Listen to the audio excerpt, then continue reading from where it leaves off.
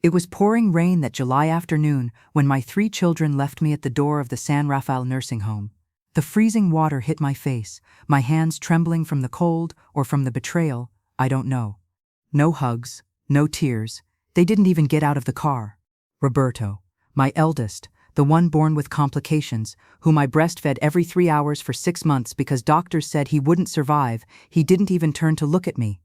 Claudia, my only daughter, was checking Instagram while her mother stood soaking on the sidewalk. That same daughter for whom I hand-sewed her graduation dress, worked 3 factory shifts to pay for her college, sold my wedding ring for her honeymoon. And Diego, my baby, was driving, the one who always said, "Mommy, you'll never leave my side, right?" Just the dry sound of automatic doors closing, expensive new cars bought with their father's inheritance, and the engine pulling away while I stood paralyzed with my small suitcase, watching the taillights disappear into the fog. 40 years raising them. 40 years of waking at 5 a.m., wearing worn clothes so they had new shoes, sleepless nights when they were sick, saying I'm not hungry so their plates would be full. I sold my mother's jewelry to pay for their universities, mortgaged the house for Diego's private college. And this is how they repaid me, depositing me like broken furniture in a place where they could forget me. But they didn't know something. For 6 months I had seen the signs, the looks they exchanged, conversations that stopped when I entered, the nursing home papers accidentally left on the table with immediate availability circled in red, whispered phone calls. They had underestimated me all my life, thinking Mom only knew how to cook and clean. So I acted first. 6 months earlier, I visited old Martinez, my late husband's lawyer partner. I told him everything. We changed my will completely. The 3-story house in the city center I inherited from my parents. The 5 hectares, now worth millions. The family business shares generating quarterly dividends. Everything, absolutely everything, would go to the Esperanza Foundation, an orphanage I had helped create in secret over 10 years. Children who truly valued love. My 3 children would receive exactly 1 peso each, not a penny more. But that wasn't all. I asked Martinez to send 3 certified letters the day they left me at the nursing home, 1 to each child. I spent weeks writing them, each word carefully chosen. I explained I had known about their plans for months. I reminded them of every sacrifice. Roberto, when you had appendicitis at 12, and we had no insurance, I sold my sewing machine to pay the hospital. Never told you. Claudia, your wedding dress?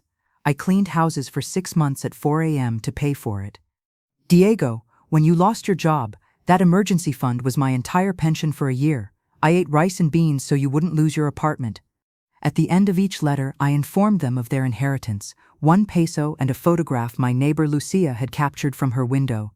Them in the car, me in the rain with my pathetic suitcase, not even a window rolled down to say goodbye. Show this to your children someday. Explain what kind of people you were to their grandmother. I never entered San Rafael nursing home. Don Alfonso, the director and my friend, was waiting with a taxi at the back door. I had donated money for the building's construction. Part of the east wing bears my husband's name. Your taxi is ready, Maria Elena, and so is your new life. As we pulled away, I thought about my children, probably already planning what to do with my house, my lands. They didn't know that 3 certified letters were being prepared. They didn't know they had nothing. They didn't know they no longer had a mother. Now I live in a small house facing the ocean, bought with money I saved over 15 years in a secret account. 2 bedrooms, a kitchen with an ocean view, a small garden. Every morning I wake to the sound of waves, the freedom of not pretending I don't hear conversations about getting rid of me. I volunteer at the Esperanza Foundation 3 days a week.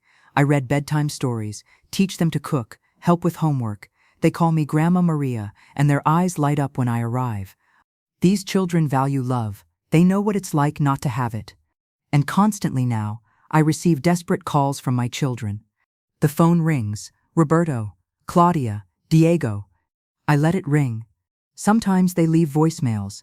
Mom, please answer. We need to talk. This is a misunderstanding. Let us explain. I'm sorry. I'm so sorry. Please. Broken voices, crying, begging. I never answer. Because the best revenge wasn't taking their money. Money comes and goes. What I took was something no inheritance can buy. Their chance to say they were good children. The possibility of looking into my eyes one last time and asking for real forgiveness. the comfort of knowing their mother forgave them before leaving this world. When I die, maybe soon, maybe in years, they will live the rest of their lives knowing the last thing they did for their mother was abandon her in the rain. That image will haunt their dreams. Every time their children say I love you, they'll remember they never said goodbye to me. When they're old, they'll live in terror that the same will be done to them. They taught by example. That afternoon in the rain, they didn't just lose a fortune. They lost their mother forever. They lost the possibility of forgiveness. They lost their peace of conscience. That was my choice, not theirs. They chose to abandon me. I chose not to return. Now sitting on my terrace facing the ocean with hot tea, the sun setting, I ask myself if I did the right thing. The answer comes with children's laughter from the foundation. Little Anna, 7 years old, hugged me yesterday. Grandma Maria, when I grow up, I want to be like you, strong. Yes, I did the right thing. Dignity is not negotiable. Love is not an obligation. A mother has the right to choose who deserves her forgiveness. My children had 40 years to value me. They chose not to. Now it's my turn to choose. And I choose my peace. The end.